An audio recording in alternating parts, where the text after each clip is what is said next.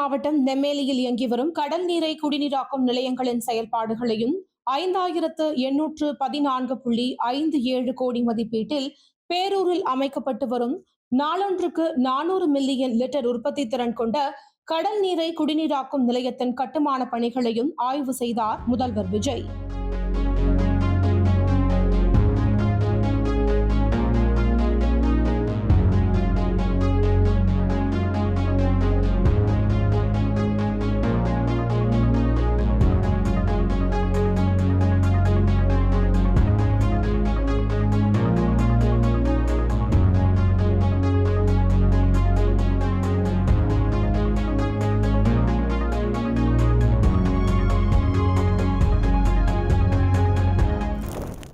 கட்டப்பட்டு வரும் 2ஆம் அலகின் அடிக்கல்லை முன்னாள் முதல்வர் ஸ்டாலின் 2024 அடிக்கல் நாட்டினார். அது தொடர்பான கல்வெட்டும் அங்கு வைக்கப்பட்டுள்ளது. முதல்வர் விஜய் பார்வையிட சென்ற நிலையில் முன்னதாக ஸ்டாலின் பெயர் கொண்ட அந்த கல்வெட்டு அங்கிருந்து நீக்கப்பட்டது சர்ச்சையானது. திமுக ஆட்சியில் கொண்டு வரப்பட்டு முடிவடைய உள்ள இந்த திட்டத்திற்கு தாவேகாவின் ஸ்டிக்கரை ஒட்டவே கல்வெட்டு நீக்கப்பட்டதாக திமுக கண்டனம் தெரிவித்தது. இந்நிலையில் கல்வெட்டு அகற்றப்பட்டது ஏன் என விளக்கம் அளித்துள்ளது தமிழக அரசு. நெடுஞ்சாலை ஓரமாக இருப்பதால் வாகன அதிர்வில் கல்வெட்டு சேதமடைந்திருப்பதாகவும் பாதுகாப்பு கருதி அப்புறப்படுத்தப்பட்டு கடந்த 10 நாட்களாக சீரமைக்கும் பணிகள் நடந்து வருவதாகவும் ஜூலை 20ஆம் தேதிக்குள் மீண்டும் கல்வெட்டு அதே இடத்தில் வைக்கப்படும் என்றும் விளக்கம் அளிக்கப்பட்டுள்ளது. தலைமைச் செயலகத்தில் வணிக வரி மற்றும் பதிவுத்துறை, உயர்கல்வித்துறை ஆகிய துறைகளின் திட்டங்கள் மற்றும் செயல்பாடுகள் குறித்து ஆய்வுக் கூட்டத்தை நடத்தினார் முதல்வர் விஜய். அந்தியோதயா அன்ன யோஜனா குடும்ப அட்டைதாரர்களுக்கு குடும்ப உறுப்பினர் எண்ணிக்கைக்கேற்ப உணவு தானியம் வழங்கும் சட்ட திருத்தத்தை மறுபரிசீலனை செய்ய வேண்டும் என்று பிரதமர் நரேந்திர மோடிக்கு முதல்வர் விஜய் கடிதம் எழுதியுள்ளார். அவர் எழுதியுள்ள கடிதத்தில் அந்தியோதயா அன்ன யோஜனா திட்டத்தின் கீழ் தகுதி வாய்ந்த குடும்பங்களுக்கு வழங்கப்படும் உணவுப் பொருள் உரிமைகளை மாற்ற வகை செய்கிறது. தற்போதைய நடைமுறைப்படி குடும்ப உறுப்பினர்களின் எண்ணிக்கையை கணக்கில் கொள்ளாமல் ஒரு குடும்பத்திற்கு மாதம் 35 கிலோகிராம் உணவு தானியங்கள் வழங்கப்படுகிறது. தற்போதைய திருத்தத்தால் குடும்பத்திற்கு அதிகபட்சம் 35 கிலோ என்ற உச்சவரம்பில் மாதம் 7 கிலோ தானியம் வழங்கப்பட உள்ளது. தமிழகத்தில் சராசரி குடும்ப உறுப்பினர் எண்ணிக்கை 3.54 மட்டுமே இருப்பதால் இத்திருத்தம் மாநிலத்தின் மிக ஏழ்மையான குடும்பங்களுக்கான உணவு தானிய அளவை குறைக்கும். இதை மாற்றினால் அவர்களுக்கு கூடுதல் செலவை ஏற்படுத்தி வறுமை, ஊட்டச்சத்து குறைபாடு மற்றும் பசியின் பிடிக்கு ஆட்படுத்திவிடும். எனவே மத்திய அரசால் முன்மொழியப்பட்டுள்ள திருத்தத்தை மறுபரிசீலனை செய்ய வேண்டும். தற்போதைய நடைமுறையான மாதம் 35 கிலோ உணவு தானியங்கள் வழங்கும் உரிமையை தொடர வேண்டும் என்று பிரதமரை வலியுறுத்தியுள்ளார் முதல்வர் விஜய். மேகதாது அணை விவகாரம், தமிழகத்தின் நதிநீர் திட்டங்கள் குறித்து பாமக உருவாக்கியிருந்த செயல் திட்டங்களை பாமக தலைவர் அன்புமணி ராமதாஸ், தருமபுரி எம்எல்ஏ சௌமியா அன்புமணி ஆகியோர் நீர்வளத்துறை அமைச்சர் என் ஆனந்திடம் எடுத்துரைத்தனர். தலைமைச் செயலகத்தில் நடந்த சந்திப்பில் அமைச்சர் ஆதவ் அர்ஜுனா மற்றும் தாவேகவின் தேர்தல் வியூக வகுப்பாளராக இருந்த ஜான் ஆரோக்கியசாமியும் பங்கேற்றார். தாவேக எம்எல்ஏ இளையராஜாவுக்கு பணம் கொடுத்து திமுக பக்கம் இழுக்க முயன்ற குற்றச்சாட்டில் முன்னாள் அமைச்சர் செந்தில் பாலாஜி, அவரது சகோதரர் அசோக்குமார் ஆகியோரை திருவல்லிக்கேணி போலீசார் நேரில் ஆஜராக சம்மன் அனுப்பியிருந்தனர். ஆனால் இருவரும் நேரில் ஆஜராகவில்லை. இதையடுத்து அடுத்த கட்ட நடவடிக்கை குறித்து போலீசார் திட்டமிட்டு வருவதாக தகவல் வெளியாகியுள்ளது. ஏற்கனவே இருவருக்கும் போலீசார் லுக் அவுட் நோட்டீஸ் வெளியிட்டிருப்பது குறிப்பிடத்தக்கது. அரசு பள்ளி ஒன்றுக்கு ஆய்வு சென்றிருந்த தொழில்துறை அமைச்சர் கீர்த்தனா மாணவர்களுக்கு முறையாக ஆங்கிலம் பேச வரவில்லை என்பதை சுட்டிக்காட்ட மாணவி ஒருவரை நிற்க வைத்து ஆங்கிலத்தில் பேசிய வீடியோ வெளியாகி சர்ச்சையை ஏற்படுத்தியுள்ளது. அமைச்சரின் இந்த செயல் அந்த மாணவியின் நம்பிக்கையை சிதைக்கும் செயல் என குற்றச்சாட்டு எழுந்துள்ளது.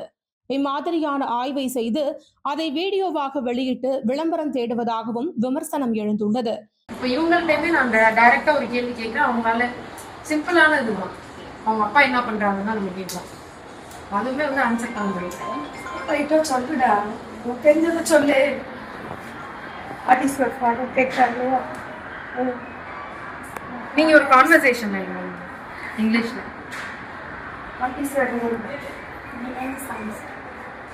கிளியரான சென்டென்ஸ் கேட்டா சொல்லலாம். இல்லடா,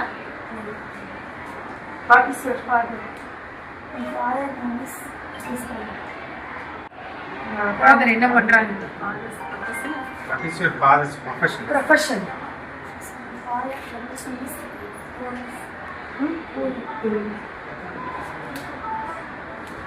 இது நீங்க லாஸ்ட் பெஞ்ச்ல கேளுங்க. இது குறித்து முன்னாள் பள்ளிக்கல்வித்துறை அமைச்சர் அன்பில் மகேஷ் பொய்யாமொழி, தான் நினைப்பதுதான் சரி என பிடிவாதம் பிடிப்பது ஆய்வின் பணி அல்ல, அமைச்சரின் பணியும் அதுவல்ல. மாணவர்களை ஊக்கப்படுத்த வேண்டும், ஆசிரிய பெருமக்களை ஊக்கப்படுத்த வேண்டும். அதை விடுத்து லாஸ்ட் பெஞ்ச் என்று சுட்டிக்காட்டி பேசுபவர்கள் எல்லாம் பள்ளிகளுக்குள் செல்லாதீர்கள். மாணவ செல்வங்களிடம் தாழ்வு மனப்பான்மையை வளர்க்காதீர்கள். தப்போ சரியோ தைரியமாக பதில் சொன்ன அன்பு மாணவ செல்வங்கள் அனைவருக்கும் அன்பும் வாழ்த்துகளும் என்றார்.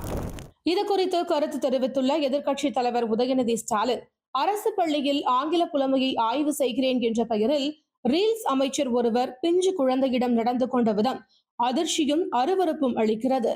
It is grossly insensitive. மாணவர்களிடம் எப்படி நடந்து கொள்ள வேண்டும், எந்த சூழ்நிலைகளில் கேமராக்களை தவிர்க்க வேண்டும் என அமைச்சருக்கு தான் முதலில் கிளாஸ் எடுக்க வேண்டும். நம் குழந்தைகளுக்கு தன்னம்பிக்கை ஊட்டுவதுதான் நமது வேலை. மாறாக அவர்களின் தன்னம்பிக்கையை உடைப்பதை யாராலும் ஏற்றுக்கொள்ள முடியாது. உங்கள் விளம்பர வெறியை இத்துடன் நிறுத்திக் கொள்ளுங்கள். ரீல்ஸ் மோகத்திற்கு பள்ளி குழந்தைகளை பயன்படுத்தாதீர்கள் என தெரிவித்துள்ளார்.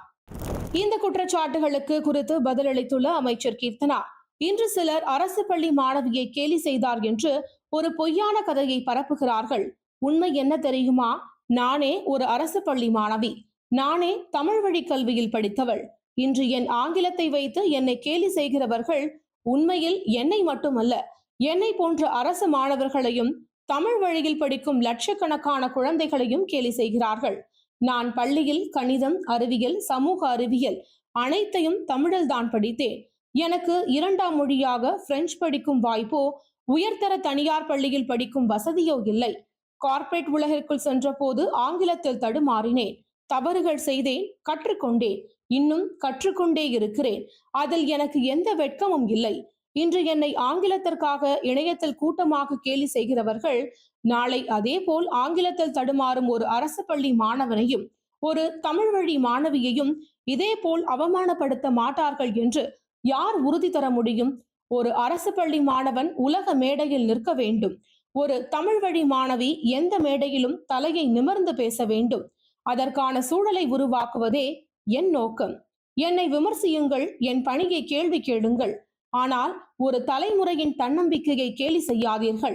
மேலும் பரப்பப்படும் அந்த வீடியோவை நான் எடுக்கவில்லை, அது ஊடகங்கள் எடுத்த காட்சி. நான் யாரையும் படம் எடுக்க சொல்லவில்லை. ஊடகங்கள் செய்தி சேகரிப்பது அவர்களின் பணி.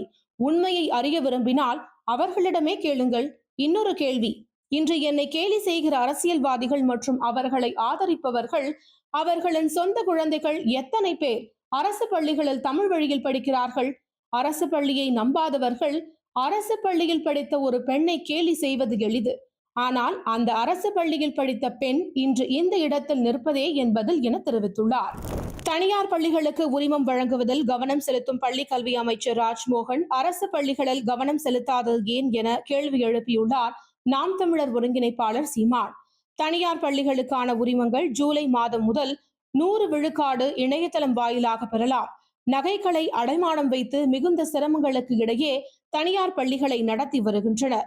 பள்ளிகளை நடத்துவது லாப கணக்கு அல்ல, புண்ணிய கணக்கு என்று தனியார் பள்ளி நிறுவனங்கள் குறித்து பள்ளி கல்வித்துறை அமைச்சர் ராஜ்மோகன் கண்ணீர் வடித்திருப்பது பல்வேறு கேள்விகளை எழுப்புகிறது.